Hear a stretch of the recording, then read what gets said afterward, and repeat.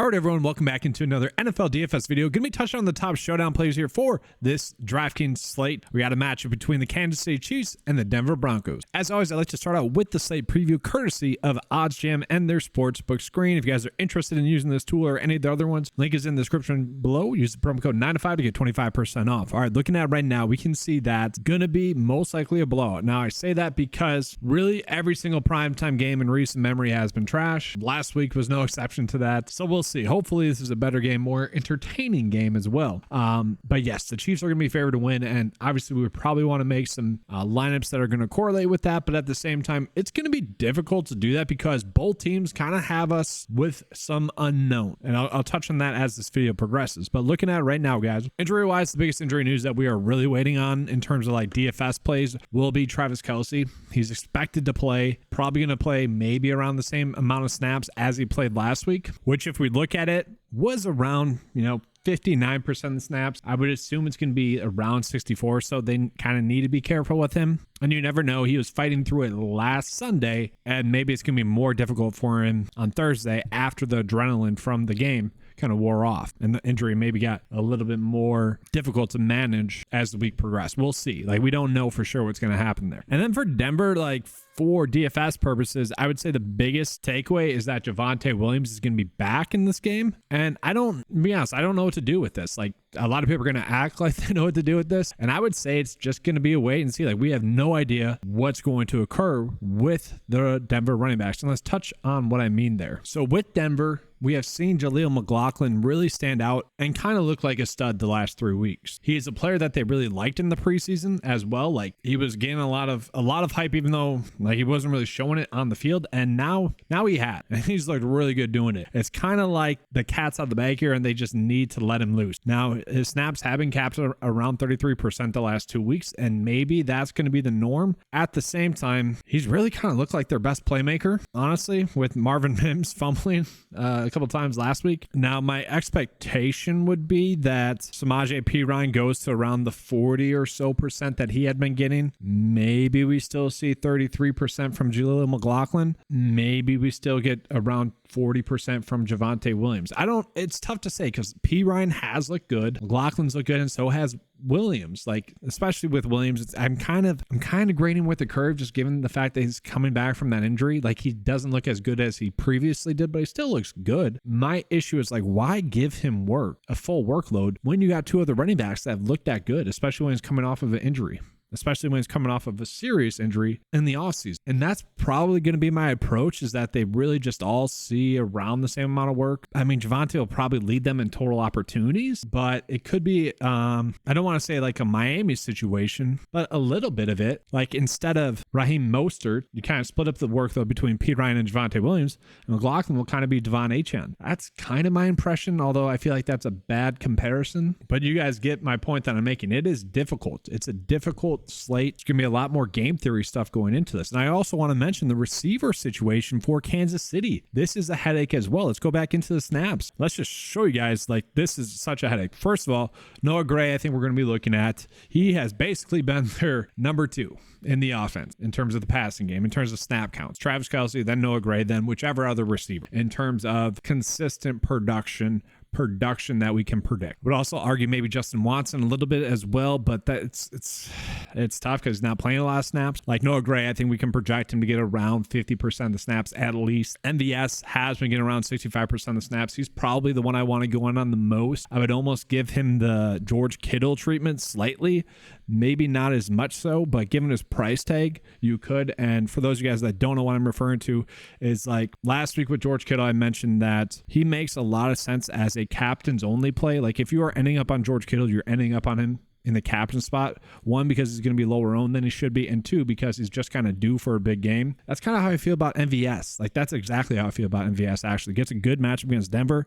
I don't see the point of playing him in the flex if he's going to get you 6 points. Like, we can find that production elsewhere at maybe even a cheaper price tag or similar production at his same price tag. To me, the reward would be playing him in the captain spot, hoping that he gets 3 targets, 2 long catches, one of them being a touchdown. Now, obviously, we're not banking on that or anything like that. Like, it's a showdown build. We're trying to get lucky, right? That's half the battle. And guys, just as an FYI, I'm still super tilted by the dirty Hurts collar tackle that took away like 12 DraftKings points between Christian Watson and Jordan Love.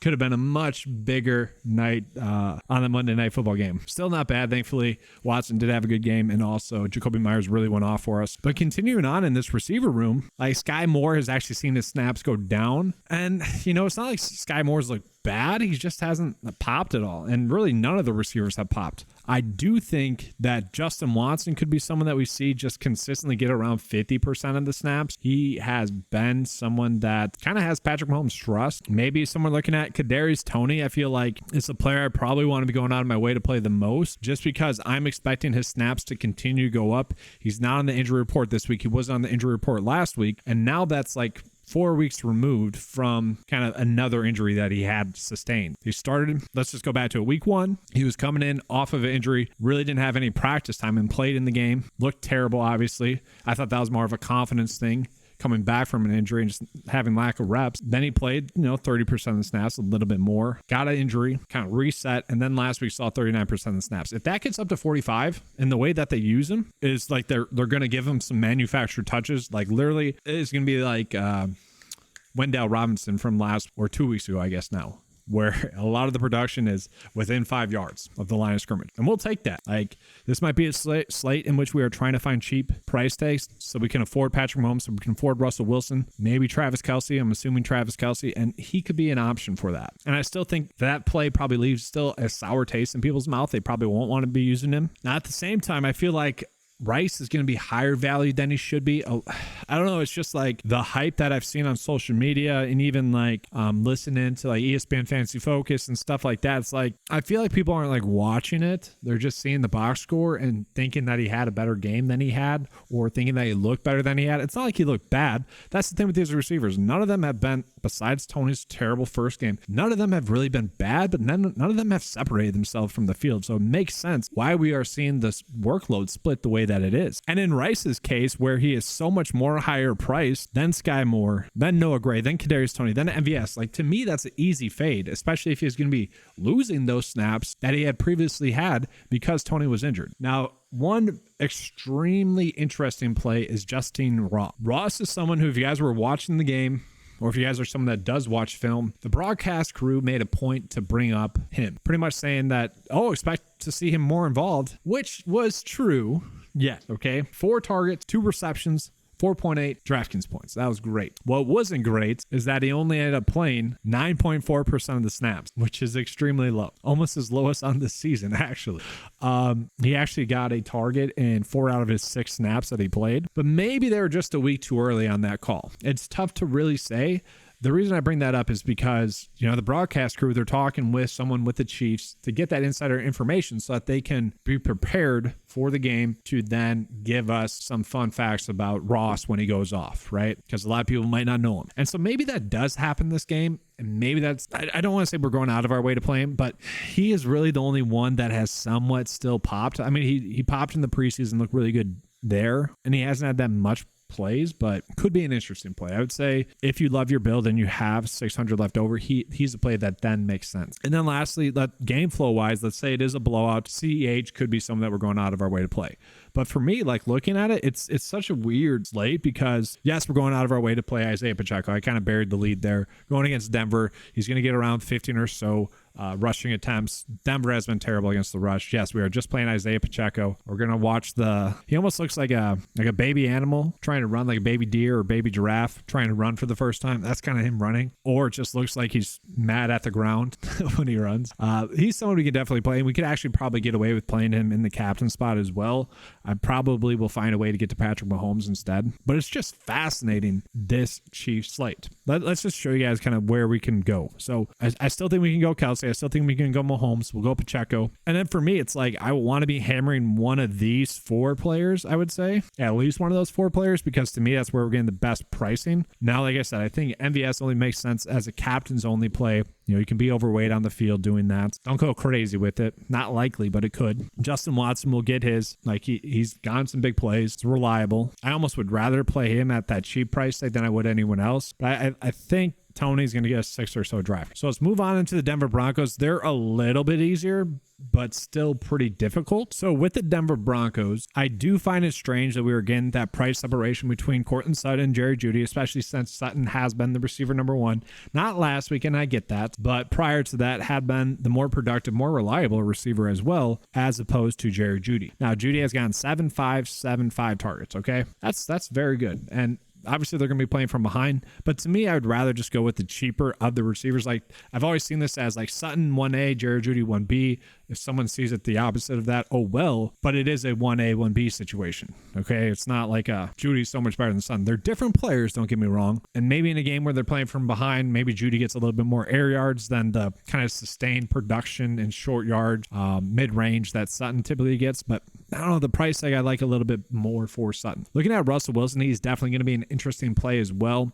It's tough to describe how Russell Wilson has looked because, like, in comparison to how, especially last week was a weird week, guys, for quarterback play in general, and really kind of the last 2 weeks. Like, we thought we knew these teams, and then strange stuff happened. Now, quarterback rating, Russell Wilson has stood out, right? We see that. I want to point out the rushing because he really should have had a rushing touchdown to me. He was rushing, got inside the 5-yard line, and just chose to do a quarterback slide rather than try to make the defender miss. They ended up settling for a field goal on that drive, I'm pretty sure. And then Sean Payton ate him out on the sidelines. Like, he could have scored there pretty easily. And maybe that's something that gets corrected, but he was fast to slide. Like, he did not want to take any hit. It's almost like he's trying to play too safe the whole time, which has kind of been a detriment to the offense. His stats will look good, but the offense has suffered. I think that's the best way to describe it. That being said, he has been productive. If he's going to be rushing the football like that, we love that. I do think there's a good chance for him to get a touchdown, and I do think he could be in an optimal cash build for you. Maybe not the like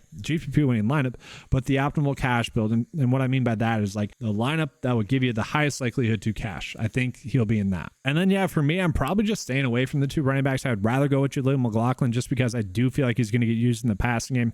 We could see a couple of big plays from him. Very much a touchdown dependent play, but I would say so is Javonte Williams. Like, his workload, I think, will be capped at around 12 opportunities in this one. And if we're just paying for a running back, might just go with Samaje Perine, who will also get some work in the passing game. He feels like the safest one of them, just considering the price tag. Like, to me, they should all be the same price, at least this week. Marvin Mims, I feel like he's overpriced compared to his production. Now, he has looked good, and he's also made some mistakes. The Denver Broncos just seemingly don't trust him enough to get him a lot of playing time, and I felt like we saw why last week where he had 2 fumbles, and that's really the only reason we could really see, because other than that, he's looked pretty electric, right? And maybe he has a couple of big plays, but to me, that's a little bit too high of a price tag. I'd rather just risk it with the Chiefs players who get the better matchup that are at a similar price tag. Could you go Will Lutz? You could. Could you go Denver Broncos defense? Probably not. Adam Troutman has been super frustrating because he's playing the most snaps out of really any Denver Broncos player, not named Russell Wilson, like almost 90% of the snaps since Greg Dulcich's injury, and he doesn't have any production to show for, except for last week where he had 5 targets, 1 touchdown. That was great. And so, like, to me, it wouldn't be shocking to see him have a big game. At the same time, I don't think we want to rely on it. He's much more of a shoulder shrug play. Like, if you end up on him to close out your build, you shrug your shoulders and you move on. And for the Broncos, I don't think we are really getting a good value play that we want to go out of our way to play. It's kind of simple to me. Like, we're choosing between Courtland Sutton or Jerry Jeudy. If you guys want to do a Russell Wilson kind of Sutton Jeudy stack, you could as well. Maybe put Russell Wilson in the captain spot. Like, if you're playing more than one build, obviously I think you want to get that exposure. I will say I think Jeudy has more upside. I think Sutton's safer. But let's go ahead and try to make a build here for you. And I'll tell you guys this, I would have probably really like this build right here. Unfortunately, it didn't work out. Let's see what else we can come up with here. Like, we almost I don't want to fade Russell Wilson, but we might have to. Sutton, can we fit him in there and get to Watson? We can't. Oh my goodness. Oh, we already have Watson in there. Never mind. We need Pacheco still. We got him in the captain. We got Kelsey, Mahomes, Sutton. I'm good with that. Oh, I wish we could get like these two in there. Oh, it's such a difficult slate. I almost want to bet on Ross just getting more snap. Can we just go Mahomes in the captain spot? Let's see what we come up with there. Mahomes, Pacheco, maybe just fade some of the Broncos players. This is ugly already. Watson, Lutz, MVS, Dulcich, Troutman. Oh, this is so ugly. Oh, I don't like it. I really don't like it. I guess that'll be the build for now, though. It's, like I said, it's a tough lineup process for this slate. It's not as direct as some of the other ones. Well, that's going to be all for this video. Hopefully you guys enjoyed the coverage. If you did, make sure to give a like and subscribe. If you guys want access to some NFL DFS tools and some prop tools, make sure to be heading over to 95sports.com. You can get access to those tools for just $10 a month. That's all I have for you guys. Let's have a good slate. And as always, let's keep cashing.